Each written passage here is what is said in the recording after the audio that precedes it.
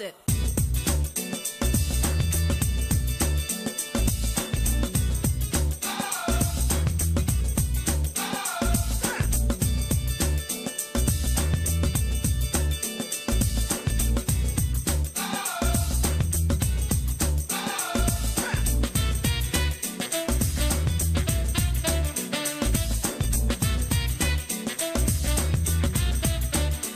Hello out there, and thanks for joining us on Political Platform. It's a Monday, and we are glad that you are there to pick up all the reports we have for you. The weekend has been like the watershed for the PDP, trying to find out what to do following the decision of the Supreme Court. Now, today, tomorrow, and the day after tomorrow, all the events have been lined up, meetings amongst the PDP stakeholders, the Board of Trustees, the executives, all of them trying to figure out how to move forward. My name is Okiri Agbonsuremi. We'll be giving you the interview of the governor of Gombe State today, Ibrahim Dakwambo. On the street children in the north, we told you that we'll be looking out all around to find out how our leaders are responding to our query and to our daily insistence that something must be done to those millions, over 10 million of them on the street. And have you been enjoying the battle within the NHIS, Professor Usman Yusuf's suspension, and the battle within? A lot of things are coming out. This is a man who says he's fighting corruption inside the NHIS. I said 12 years of this agency that's responsible to promote health care through the insurance in Nigeria, who says a lot went wrong. But again, the fingers are pointing to him that he indeed has his fingers in the teeth, or he's not running the place well. We'll be giving you some of them, and we'll tell you we'll do more to give you some of the reports we have for you from the NHIS, how that organization has been used over the years to line up the pockets of individuals, those who are concerned with it. Now, the question is Professor Usman Yusuf, is he above the minister who has issued a query, and queries severally, and has been suspended? And he says it is the president that appointed me. Reminds me of the Controller General of Customs, who says, I negotiated my job. I don't need to wear uniform. Only the president is the one I'm answering to. Now, we have a lot to tell you this morning, and we'll have to remind you that you can subscribe and watch our video on YouTube channel at AIT Political Platform all around the world. If you subscribe, you don't pay anything. Just that once the video gets in there, you will be reminded immediately. And for those who are listening to us, it's normal, usual for us to also remind you that even if you want to get online, you are not with your radio, you can go to the Raypower website, and you go to raypowerradio.com, or just download the app from the Google Play, and you are able to get Raypower on the move. Anytime you are, anywhere you are, anytime you can get on to listen to us. For those in Abuja, you can as well enjoy AIT Abuja. By 6 p.m., you have the program on air. Okiri Agbonsuremi, during the PDP, which way forward? Yeah, the party is now enjoying a new lease of life, if I will use that word. And they are having meetings beginning from today, at 8 p.m. today. The National Caucus will meet. The National Caucus will probably set the stage for the other organs of the party. There is every likelihood that most of the decisions that will be taken today, and then they will only be ratified by the other organs of the party, particularly the Board of Trustees, which will meet tomorrow morning, and then the National Executive Council, which will also meet in the afternoon tomorrow. Mustafa Mohammed, while we are contending with the October 1 deadline by the Arewa youth, another one came up to say the Yorubas are plotting to seize power from the north, and that they are warned not to install their man as president. One would have thought that we would be chewing on the one that is up, everybody working to be sure that we are all, and another one is coming. It just appears as if the political power play in Nigeria revolve around individuals, ethnic, and a lot of, nobody is talking about how to move Nigeria forward, no matter who is on the seat. Okiria, when you listen to some of these statements, you know that people are ignorant of the Nigerian constitution. In the absence of the president, the vice president will act. When the president dies, the vice president will be sworn in. So where do you put the Nigerian constitution? Number two, this fear of the Yorubas will do it again, should be suspended, because these are Nigerians. Anybody can become a president. And when people are begin to talk about, we are giving October 1 for people to leave the northern part of Nigeria, mind you, there's no one north. Those who gave the ultimatum, who sent them? Is it the Kanuris, the Hausa Fulanis, the Bachamas, Tiv, Idoma? Who sent them in the name of the north? Because the one north issue died with the death of Sardauna and Tafawa Balewa. There's no one monolithic There's not one monolithic north. You only have a few people who use the toss of other northerners after the death of Sardauna to lord over other people in the north. I think even the issue of presidency, if we should have it from the north, should either come from Tiv, Angas, Idoma, Pachama. It should not just be from one section of the north. I think people need to be aware of this. Of the provisions of the law. Exactly. And Uju Eje is also right here. Uju, welcome to the program.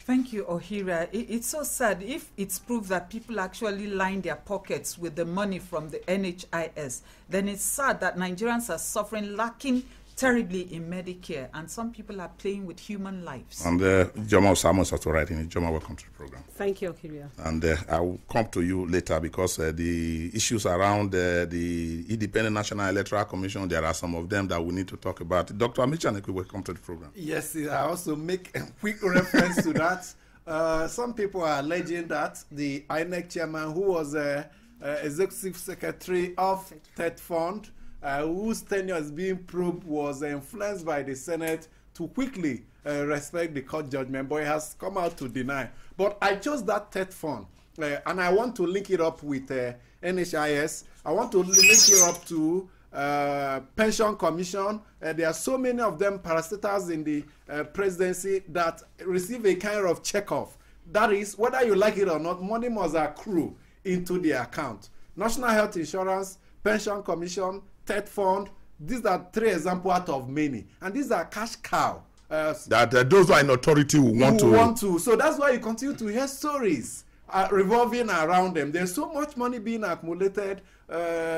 Automotive council, sugar council, money coming in, and these are where those politicians who are self-centered, who want to place their lackeys and want to continue to milk the nation. The controversy and the squabble within the NHIS may give us an opportunity to probe into some of these organizations. All right, let's just give you some information. When we give you that information, then we come back to our mails. Please stay with us. Bust it.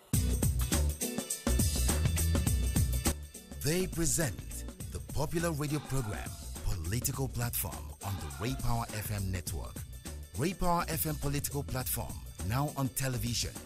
Keep track of the country's polity and be part of the process as they discuss and put political developments in the country into perspective. It's Ray Power Political Platform on AIT Abuja. Hello, welcome back from that short break. It's the Mill segment. I am Usaitin Yeri. And I am Ntenikan Akepo. You're welcome. Folayemi Ebire writes on the threat of the Arewa Youth Forum.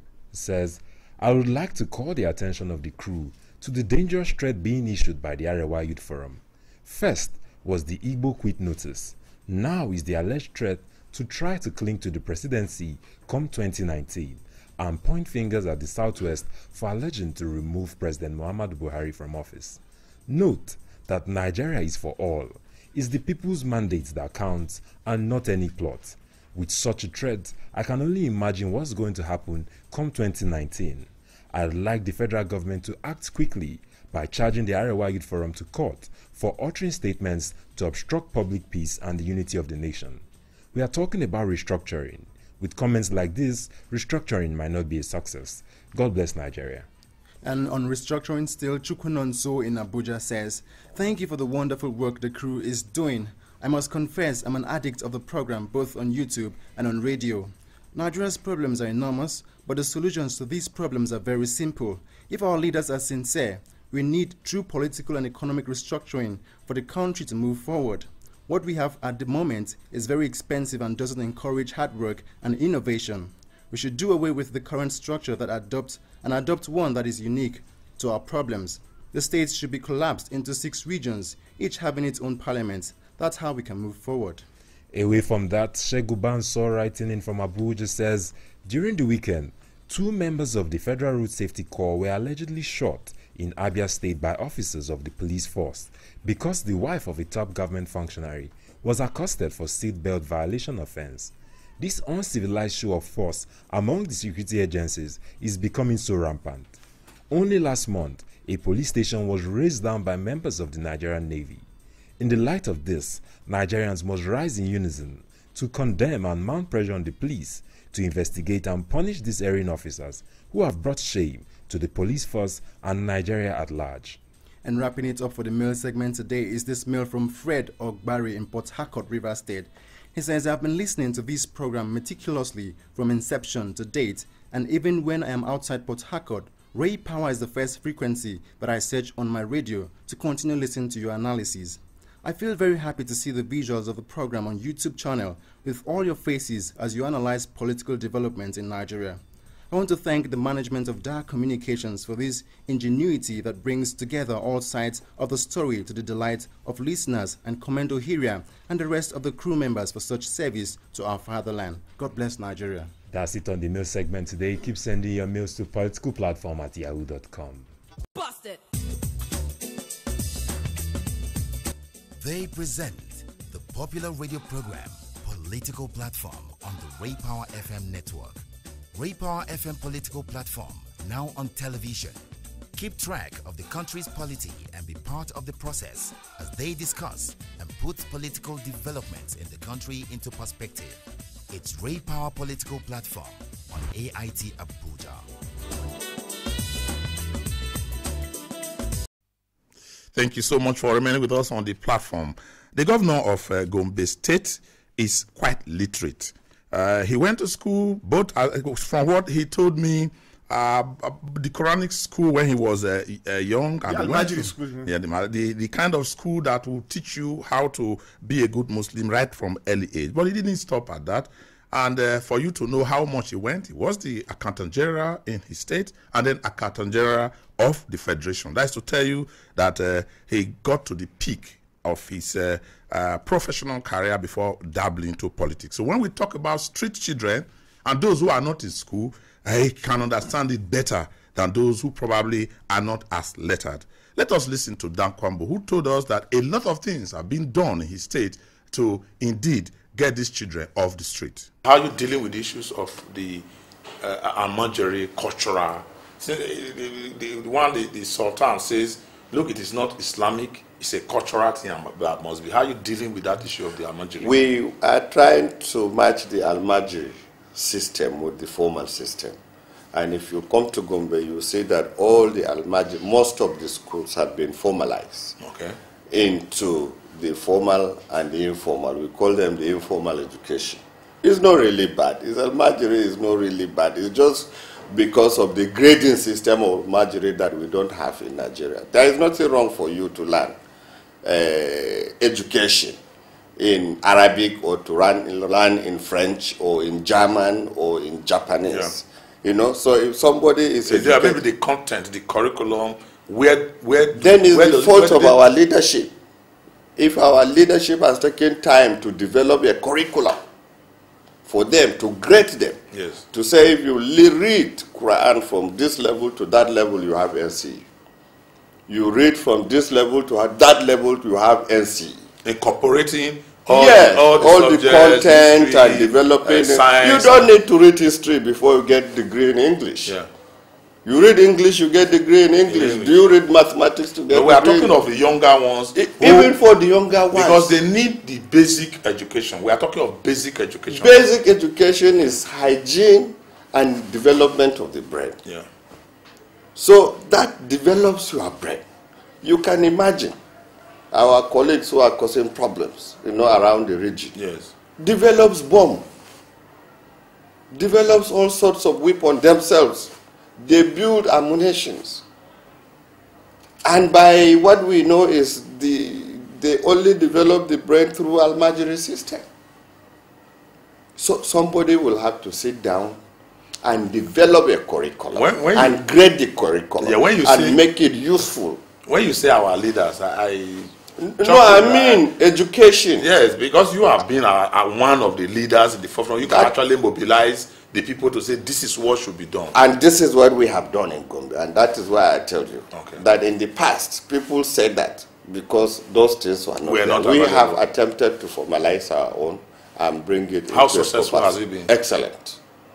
And that, the record, if you see, crime rate has gone down, extremism has reduced, and so many other related things that are affecting areas. Have you as governor taken the pain, the time to go around in Gombe, the city center, to find out if there are no those children who are out of this scheme you have? Even yesterday I have done that. There are children who are out of school. I'm not saying there are no children. But 30% you said, yeah. Yes, a certain percentage of them are out of school. And some of them you have to use a lot of moral suasion. Yes, to get them an encouragement and a motivation and to do a lot of schemes for the parent to even be able to get to school. So for those kind of people, you do have to do our best and we get on the enrollment, to a number that is negligible going forward in the future. Let's talk about the new language that is all over the place. Many people and loud voices are talking about that this giant Nigeria, this project Nigeria, cannot continue in the way it is now, that we must restructure the federation. They talk about devolution of powers.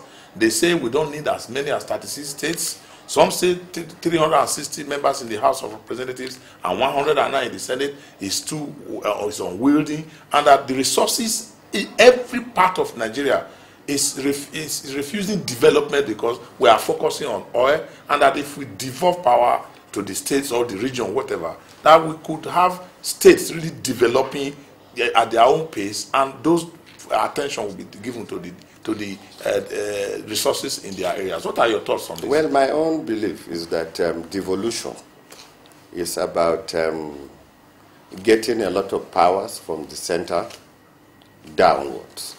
And doesn't mean about more states and about more local governments and the like.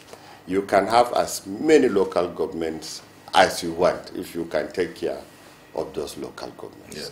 You can have as many states as possible if you will be able to take care of those states. Devolution entails that there are certain things that should not be done at the center. Federal level. These are things that can be done at the rudimentary level, maybe the local government. Or at the state.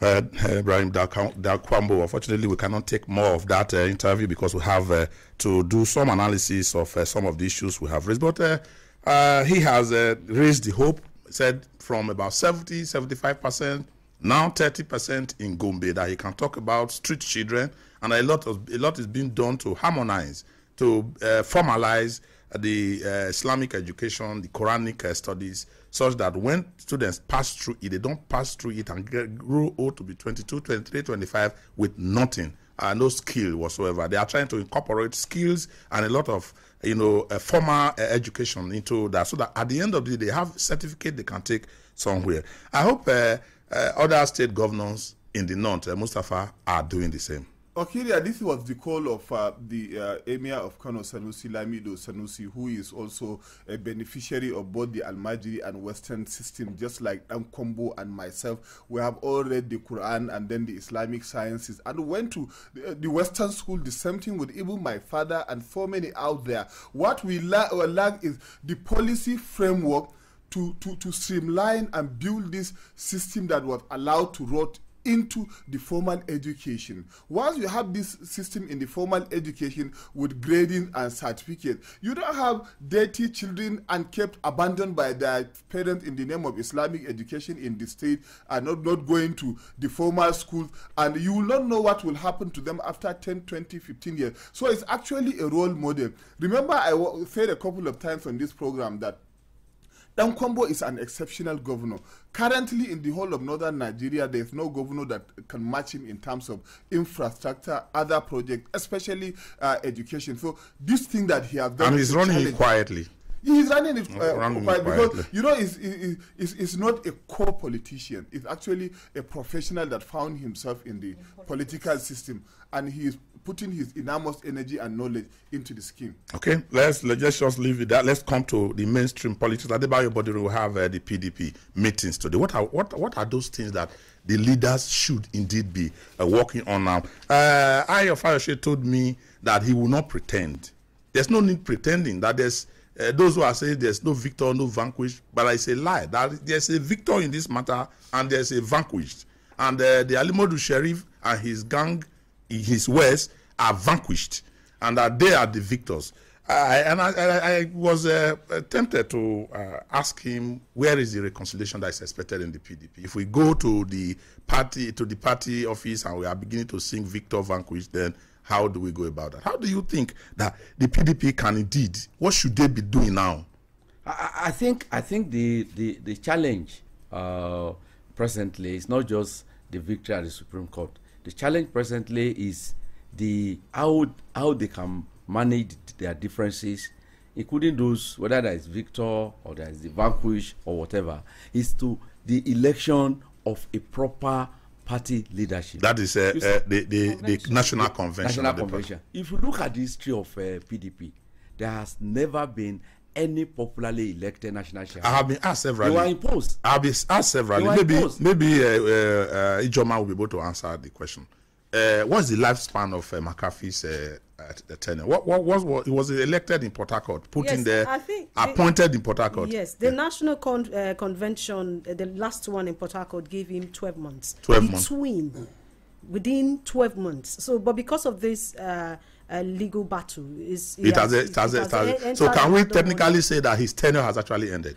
Of course, but Bayo, how do we answer that? If you calculate when this battle started, yeah, when we go to court, that they are halting it. Alimodu Sheriff was made the chairman of the party by so he was not actually technically speaking the chairman of the party at that time. So now we'll start calculating now from when the Supreme Court gave him verdict that he is actually the leader. Job for the lawyers. But I think the party is from little information one is able to piece together over the weekend is that they are the meeting beginning from today to tomorrow.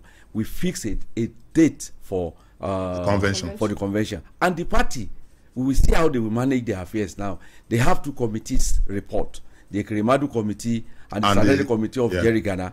They have stipulated rules which they must follow in the election of party leaders and in the picking of party flag bearers. Let us see now for the first time whether they will rigidly adhere to what the kind of rules they have made for themselves, not the kind of imposition that they have been having. That's where the problem lies. Yes, the PDP, yes, the court victory, the euphoria is still on, but I should just advise them to take a cue or just listen to what APC said over the weekend, that they should not extend their luck beyond where it will take them. By implications, they should not over-rejoice. Because they have challenges here. They still have an APC, a ruling party, and I think it's the last chance for PDP now, and everybody will agree with me. They have made big mistakes in the past, but the glory they lost, the bad reputation they accumulated, the sympathy is now somewhat with PDP. The activities of the APC, yes. So they have an opportunity not to waste it now and give APC. I think the APC, if you ask me, if they are strategic, all they need to do now is to say the PDP has come up now, they are available to take them on. And I will not be surprised that the Dizani, the Amokere, and all the other funds that were run down, stolen, as it were, a court in the U.S. is already, allegedly stolen. The court in the U.S. hearing matters and all those things. That the APC will want to cash in on some of these negatives to begin to tell everybody that these people who are organizing themselves, they are still the same old people who ran this country down. I hope the PDP is aware of that. The PDP, of course, has made some serious mistakes, and I would think that it would not want to make such mistakes again, especially even the man who is saying there's a vanquished. Don't forget that some of those mistakes started from he and his fellow governors. But to your question, I think that I may not be as optimistic as you in that regard, because the APC too needs to put its house in order. A party that has not been holding the National Working Committee meetings. That is the APC, yeah. Exactly. A party that cannot keep to the simple manifesto that it told Nigerians, exactly, this is what we are going to do. Exactly. They are pretending that they didn't mention restructuring in their manifesto. They didn't campaign with it. Many times. And a lot of things. I think that right now, what the party should do is, is a good thing that the PDP is on stream now, so it makes them to sit up. So they too should sit up. The PDP should. So it's actually time to see democracy at work. The bubble in APC will burst. Whether it will burst too close to the election, it's going to burst now. It's better for it to burst now so that they can repair and fix it. But if it bursts too close to the election, we can see the signs. The bubbles there. Many of them are and the PDP that appear very wounded will come up full blown. The PDP should be careful the way they handle their victory, because if they ignore the Alimadu Sheriff side and said there is a vanquish, that means there's a problem, because Alimadu Sheriff is not just one person, it has crowd, and election is all about numbers. So I think the best thing they will do is to sit down the two groups. I do not know whether Alimadu Sheriff will be attending we have to go now. We have to go. Just keep an open door. We have to go now. Quickly and silently, we all know that the APC is in this area, especially there are millions of voters and supporters out there. I'm beginning to think that when the next election comes, they may find it difficult to either mobilize or convince their followers, because all those things they promised were not there. Yes. Yeah. We wrap it up here, and when we come back in another 24 hours, we'll have you write to us through political platform at yahoo.com, and then we'll share. Okay, Remy here. Do have a wonderful week.